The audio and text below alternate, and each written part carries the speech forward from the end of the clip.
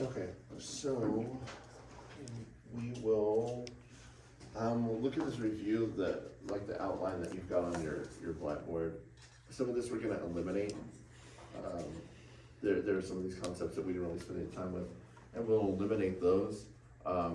So we'll go through this sort of systematically just by what's in this outline and mark off what we don't need and touch on what we do. All right, so we got digestion, reproduction. So digestion, the first thing that is on there is knowing the functions of the different organs that are in the digestive tract. So, right, this is pretty straightforward. We have the mouth, so like mechanical digestion. Some chemical digestion. Couple of enzymes there. Salivary amylase, lingual lipase. So limited chemical digestion of starches and a little fats there. The esophagus, just transport.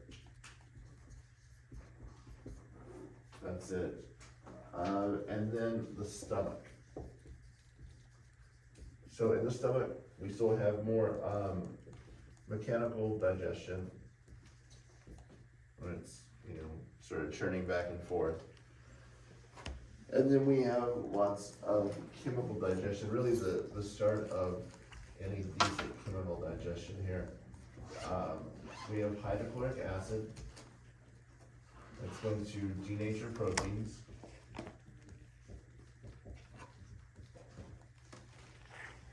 And we have pepsin, which is a protease, an enzyme that starts to break these big three-dimensional proteins down into smaller chunks.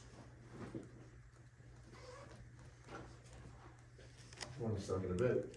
The small intestine, a lot more chemical digestion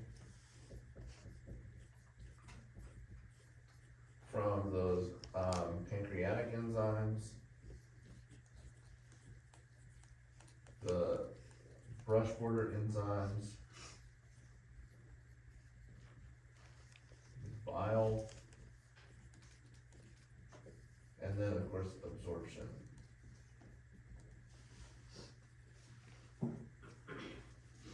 Most digestion and absorption takes place in the small intestine.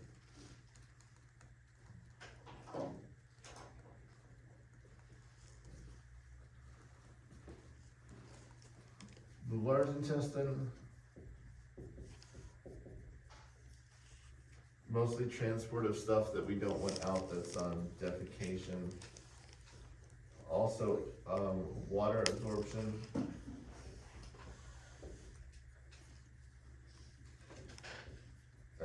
And vitamin K for the bacteria there in the large intestine. Basic stuff here, just basic, what does that do? Make sure that you're focusing on the big picture here with the digestive tract.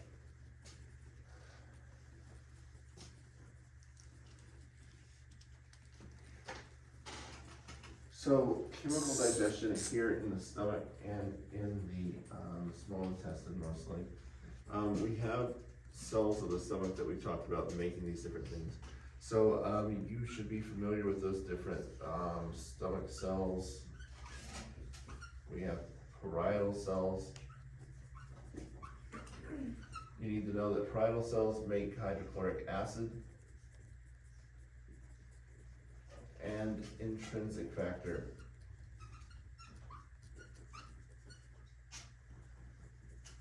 Intrinsic factor is what you need to absorb vitamin B12. I'm not worried about the process of making hydrochloric acid. You need to know that parietal cells make hydrochloric acid. We're good. Other cells that are important here, we have chief cells. few cells make the inactive enzyme pepsinogen. Those proteases are always going to be released in an inactive form. So if we take pepsinogen, we add that hydrochloric acid, we get pepsin, and that's our active protease there. We have those cells that we call enteroendocrine cells.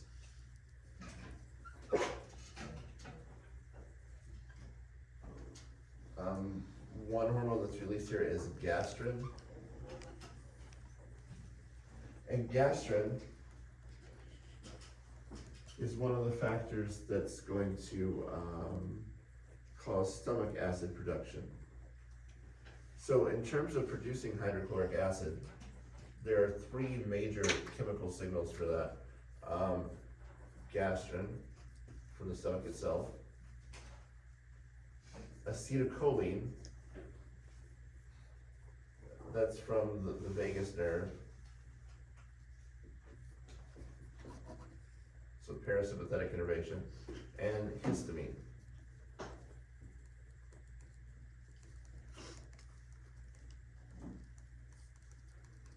So all three of those factors have to be in play for sort of maximum hydrochloric acid production. Lots of enzymes from the pancreas, all those pancreatic proteases, all the different like carbohydrate enzymes. I'm going to ask you which ones are which. Always those proteases are released in an inactive form. Those pancreatic proteases are activated by the brush border enzyme in the small intestine. You need to know that bile is an emulsifier.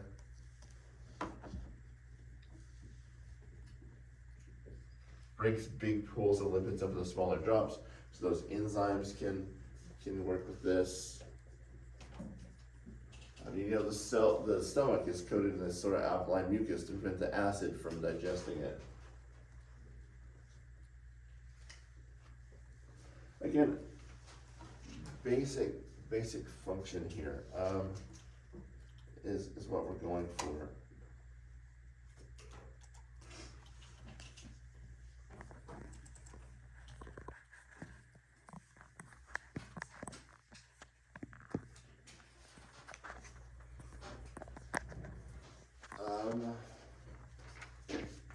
Okay. So one of the things that we have issues with as people is intestinal parasites. So worms, for lack of a better term. So we have intestinal parasites. Parasites are specialized to survive and sort of take advantage of the processes going on. Intestinal parasites are specialized for this. Intestinal parasites, the goal is to let you do the work and then just absorb the nutrients. So when we open up, like we were doing cat dissections, we open up the cat, on the inside of the cat, we'd find worms in the intestines. They don't want to live at the very beginning of the small intestine. Like you don't want to find them at the duodenum, because right there at the very beginning of that junction between the stomach and the duodenum, you haven't done the work of digestion yet. The nutrients are still in a really raw form. They're not really absorbable. But you also don't want to be at the end of the small intestine. You don't find those worms in the ileum either, because there's nothing left to absorb at that point. You've already absorbed it all. So they're usually found like towards the end of the duodenum, where chemical digestion's already kicked off and you're already starting to break most of this down, and they just absorb it before you can. So think about like what's going on, like the large intestine is another one to think about what's going on. It's water reabsorption or absorption here. You're absorbing that water. Dysfunction of the large intestine, if you don't absorb that water, that's diarrhea.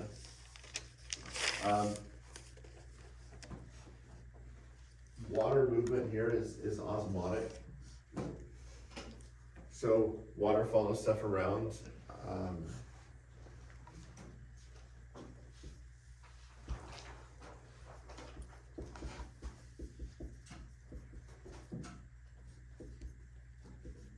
Polyethylene glycol. This is a popular over-the-counter medication, Miralax. The way this works is that it's not digestible at all. can't digest it whatsoever. So it goes all the way through you, goes all the way through your small intestine, you've got no enzymes for it, can't cross over, stays in the small intestine, moves forward into the large intestine.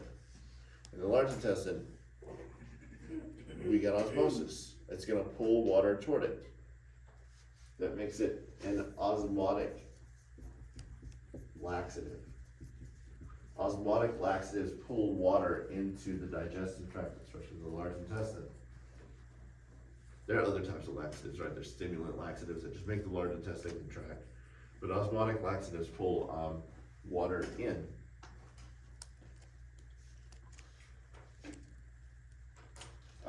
Accessory organs, saliva, pancreatic enzymes, right, for digestion. The pancreas releases insulin and glucagon. We've talked about these a lot with the endocrine system. I'm not worried about like the absorptive state or the post-absorptive state, and you'll see that on the review, and you can just kind of ignore that. What you do need to know is insulin's going to be lowering the blood sugar. Glucagon is going to increase the blood glucose there. Basic things here as well.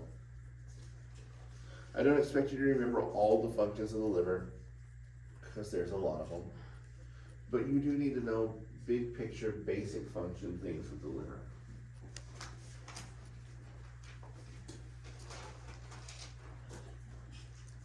So, things, the liver, right? The liver's making most of those plasma proteins, especially the albumins.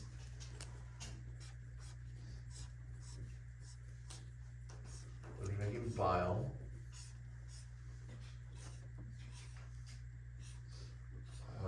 Processing nutrients, all the nutrients come back to the hepatic portal system.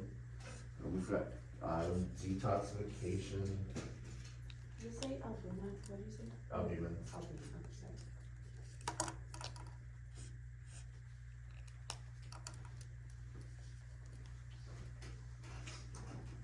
And it's participating in the breakdown of hemoglobin and the removal of bilirubin.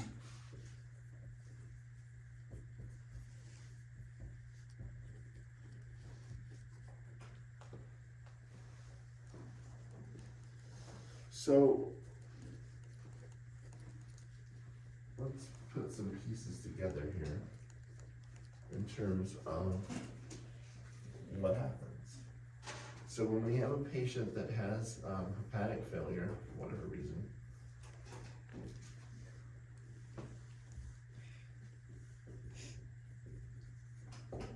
liver's not doing its job. And we can see these symptoms really quickly. Clotting proteins too. And we can predict some of the effects here really easily, like clotting proteins, for instance. That's easily predictable. If the liver's not making clotting proteins, symptoms you're going to see are like bleeding, bruising. They bleed really easily, they bruise really easily because those clotting proteins aren't forming. There's not an adequate number of those clotting proteins.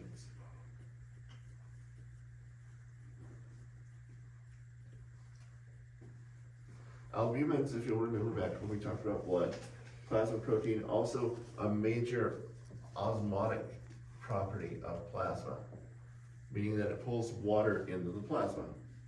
So think about our fluid compartments here. We have, let's say, plasma, interstitial fluid, cells. Those albumins are osmotic for the plasma, but if you're not making them, where's the water going to move?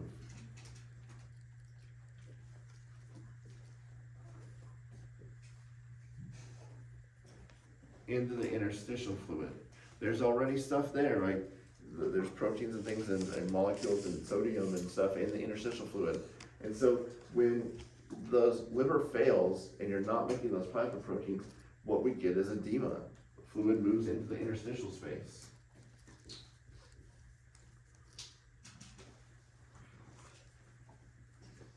The liver's job largely is detoxification of stuff, and this includes the byproducts of your own metabolism. As we break down proteins, the byproduct of breaking down proteins is ammonia. Proteins have amino acids, there's nitrogens, there's hydrogens that come together into ammonia. So one of the functions we have here is losing and breaking down that ammonia molecule. And without that, you have the buildup of ammonia. So if the liver's not doing this detox thing, what we get is called hepatic encephalopathy. And that's caused by the buildup of ammonia, among other things, in the blood. And it starts to screw with the brain. When the liver's not removing that bilirubin builds up in the blood, and that's jaundice. And they'll turn very yellow.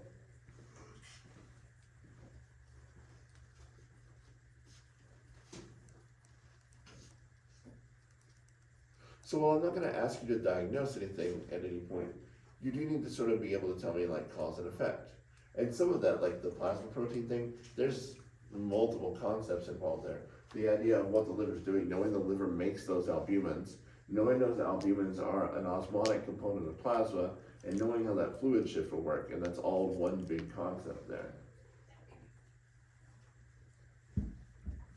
Let's see.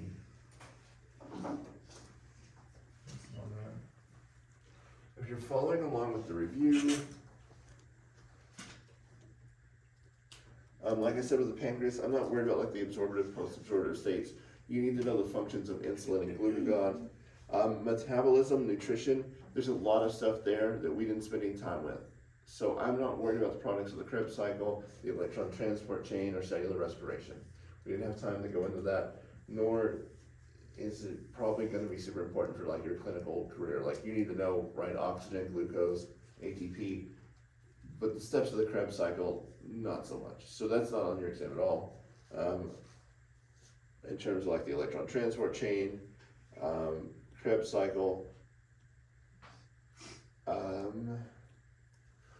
the word metabolism,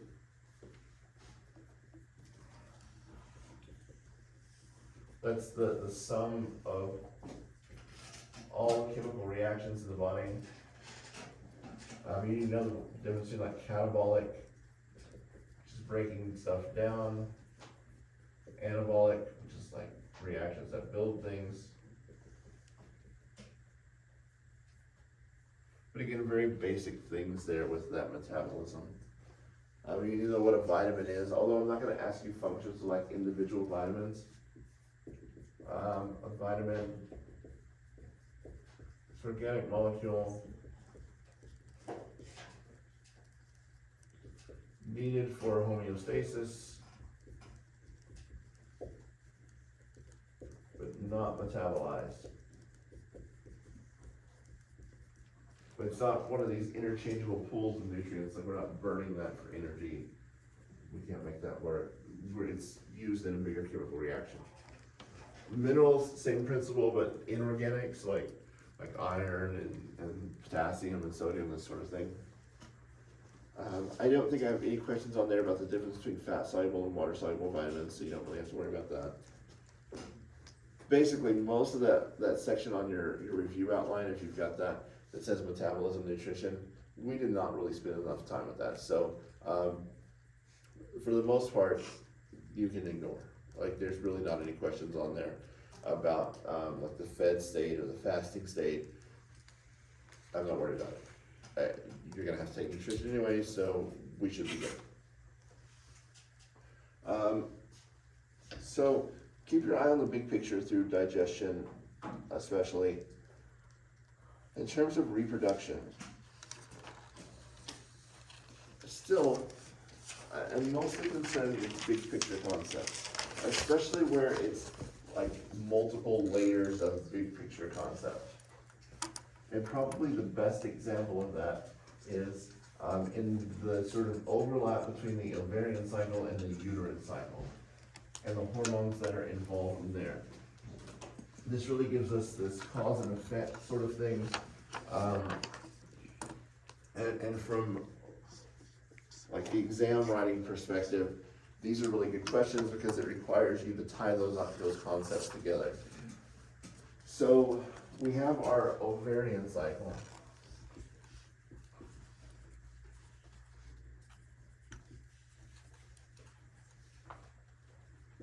We start with follicle stimulating hormone.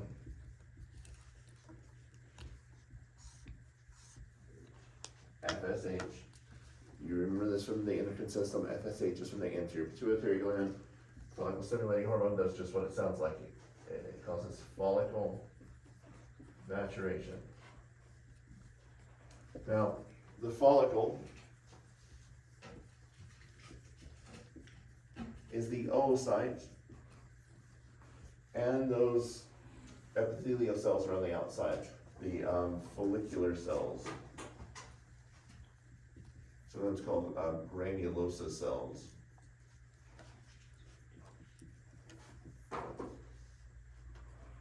So follicle maturation, we start with all those primordial follicles, they mature into primary follicles, secondary follicles, etc.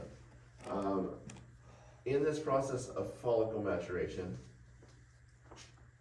as we get bigger, we get these follicular cells, these granulosa cells, that make estrogen.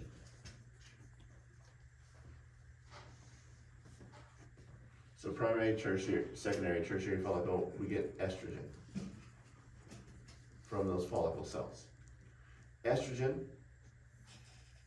causes the release of luteinizing hormone.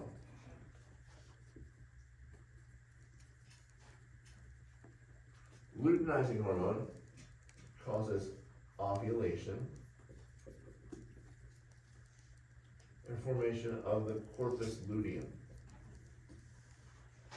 Corpus luteum makes progesterone.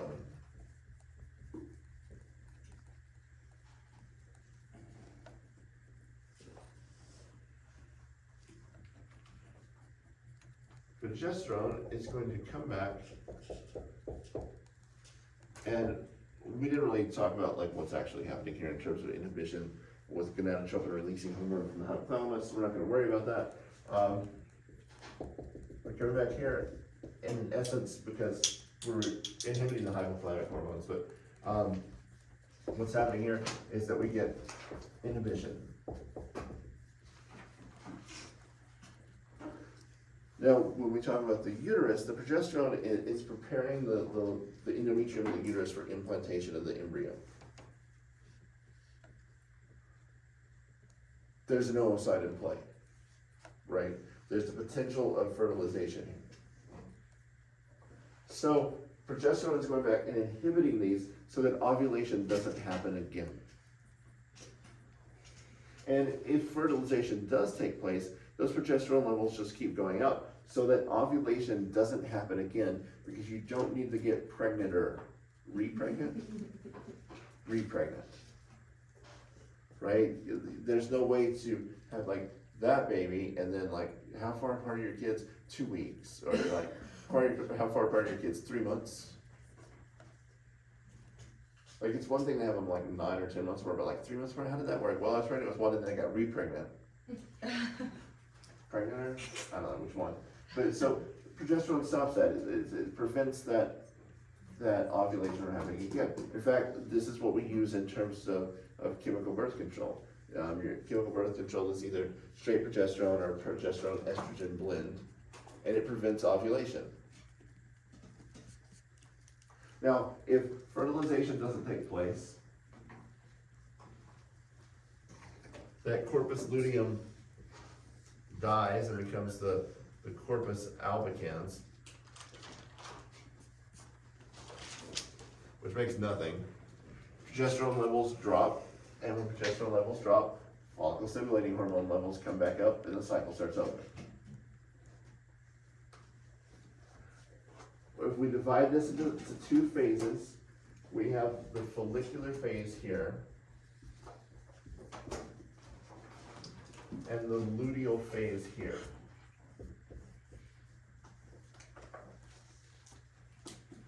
Now we can line this up with the stages of the uterine cycle.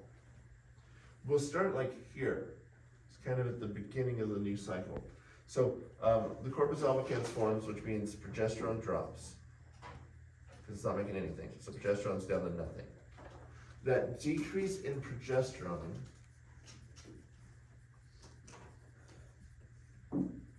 causes loss of the functional endometrium.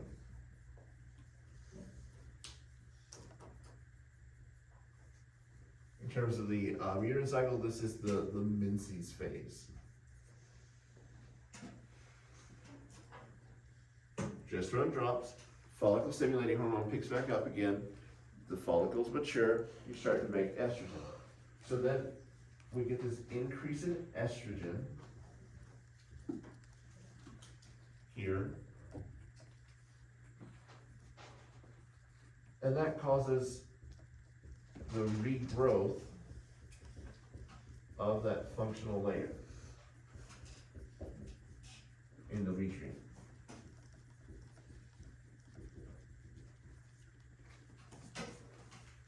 This is the proliferative phase.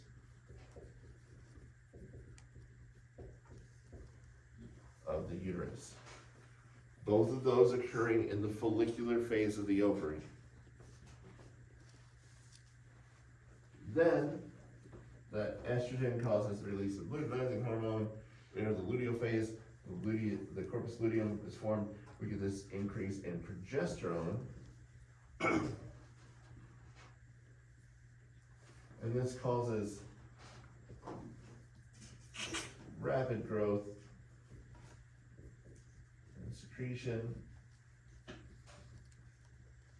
from that functional endometrium.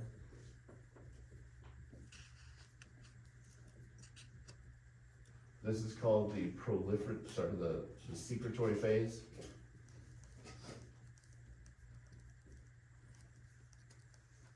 Then progesterone levels drop off again. Cycle starts over. That drop in progesterone causes loss of the endometrial layer. One thing that we talked about here is the medication mifepristone, which is a progesterone antagonist.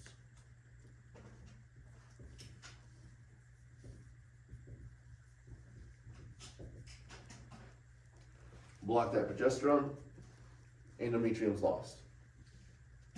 Even if there's already an implanted embryo, so this is the quote unquote abortion pill, if you will, chemical abortion. Blocks that progesterone, endometrium's lost.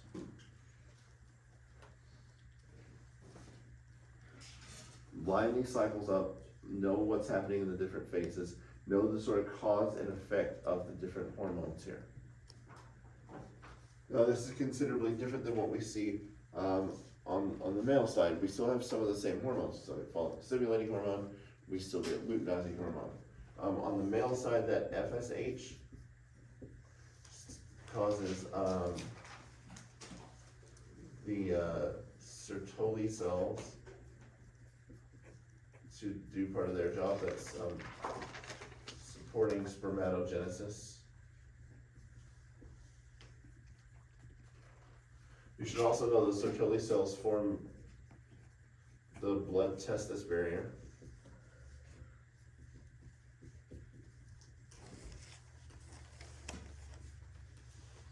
Luteinizing hormone causes the release of testosterone from Leydig cells. Testosterone also causes the support of spermatogenesis. Everything's sort of leading to one point here.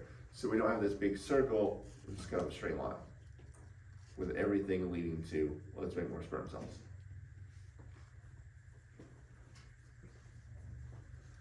Now, if you look at that little review outline, you'll see like some tissues there, like the prostate and the seminal vesicle, and yeah, you kind of need to know what those are doing. No specifics there, just basic in terms of like the fluid components. The two tissues that we talked about, the corpora cavernosa and the corpus spongiosum, you know what those are. For instance, you should know that corpora cavernosa, that's the erectile tissue. Those big squares that you saw like on the models like that, those are cavities that fill with blood. What does that? So then we get in that idea of sexual response that involves all three branches of that peripheral nervous system, where you have sympathetic, parasympathetic, and somatomotor. For this, what's causing those corpora cavernosa to fill with blood, that's parasympathetic innervation.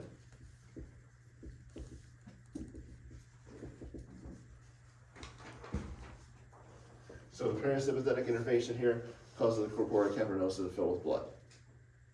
That's how you get hard. That's right.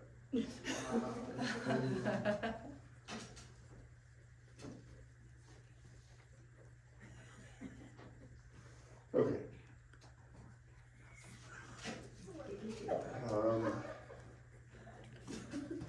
The rest of the tissues there, it's just a ductwork thing, like seminal vesicle. I'm not worried about the process there. The process is spermatogenesis and oogenesis. Yes, because you need to know how meiosis works. Meiosis, mitosis, you need to know the difference. Right, mitosis, two identical cells.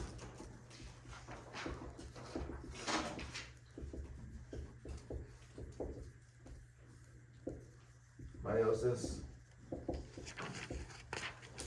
gamete production.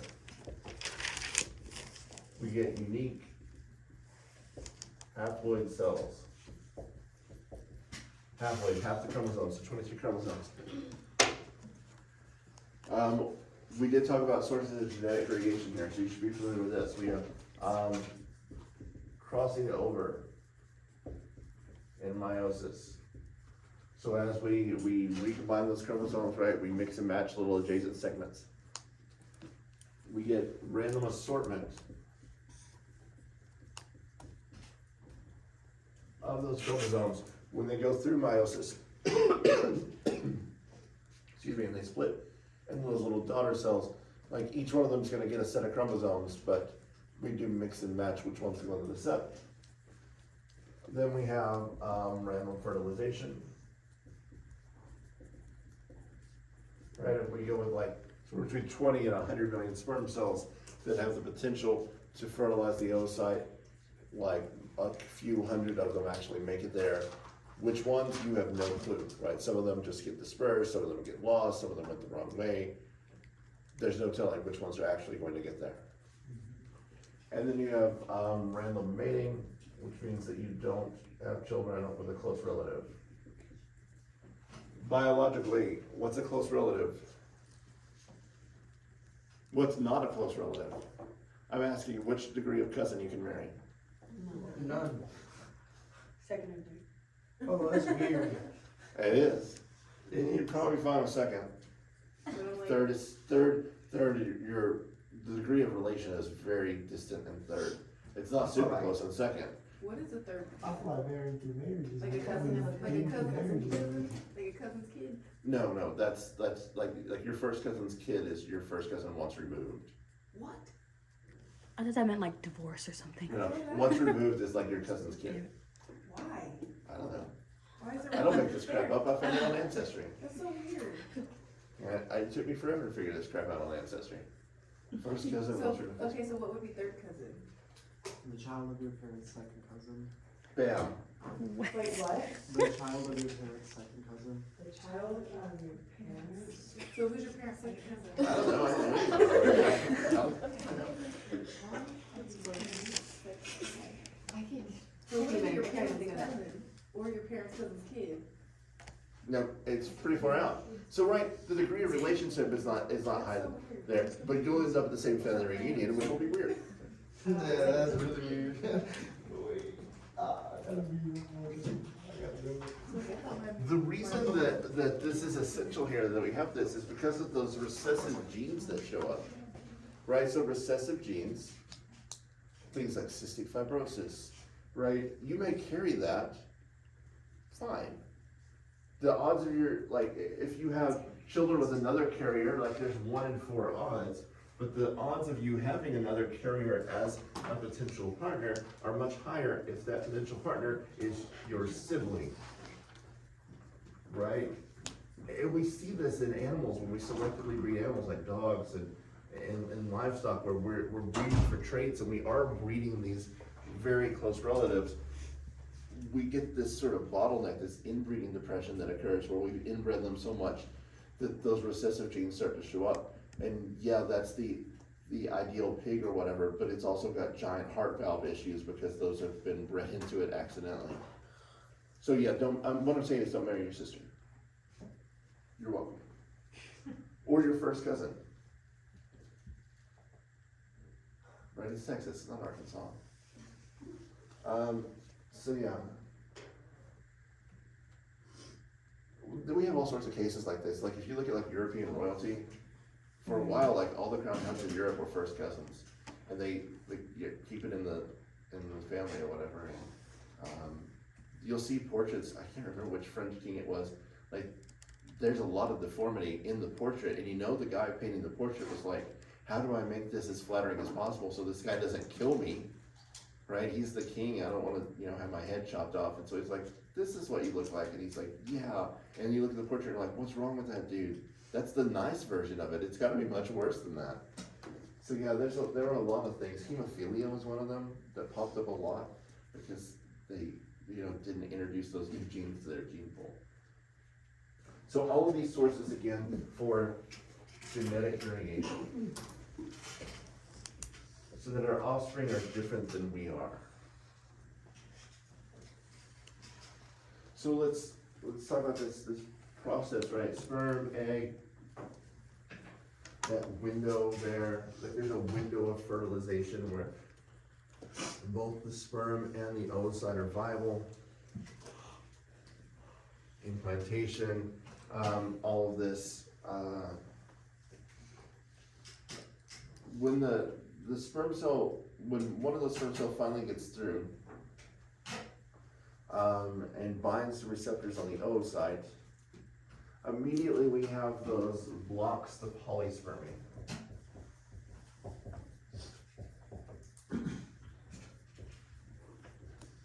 Which means that we're not letting more than one sperm cell fertilize the oocyte. We don't need too many chromosomes. Side note, incidentally, the abnormal number of chromosomes is called an aneuploidy. But we block this one up. We don't let more than one sperm fertilize the oocyte. Blocks this polymerase. We get what's called the cortical reaction. That eliminates all the other receptors for sperm on the oocyte, and we get a calcium surge. That calcium surge actually causes that cortical reaction and brings water into the oocyte, so it kind of swells up. But both of those things are blocking multiple sperm cells from fertilizing it. You should also know that in the oocyte, meiosis 2 happens at fertilization.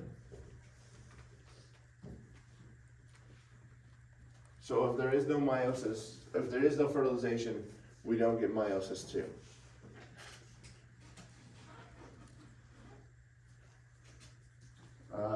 So to fertilize the oocyte, so the zygote, it is an embryo from fertilization to week 8, and a fetus week 9 to birth.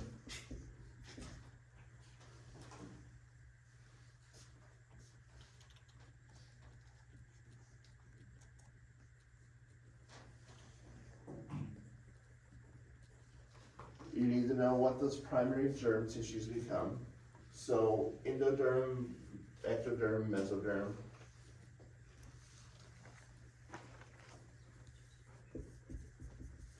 Endoderm, right, the lining of digestive urinary, respiratory tracts, you know, the lining of all the organs. Ectoderm, the epidermis, and the nervous system. Mesoderm, everything else. Not worried about the differentiation there between the different, like mesoderm, like specialization. Know that most of those other, well, all those other tissues will be mesoderm. Interface between the mother and the developing embryo at the placenta. Remember that maternal blood and fetal blood don't mix. Those little projections of the placenta into those pools of maternal blood. So exchange at the placenta as those chorionic villi, where the fetal blood vessels are surrounded by maternal blood. Maternal blood, fetal blood don't mix.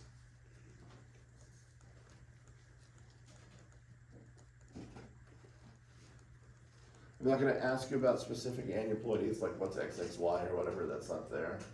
I'm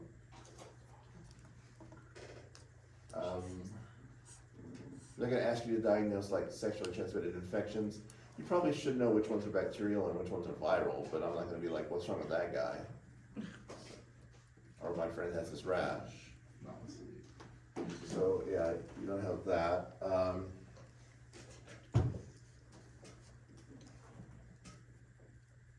So yeah, especially here, big picture ideas, big pictures of like reproduction and the big picture idea of digestion, somewhat metabolism, but keep your eye on the big picture.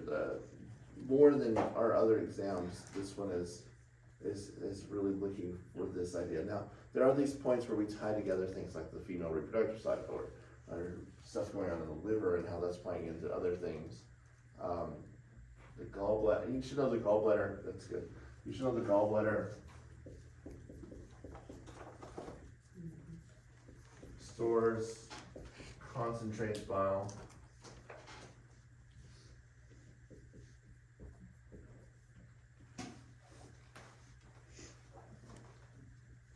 The liver makes bile.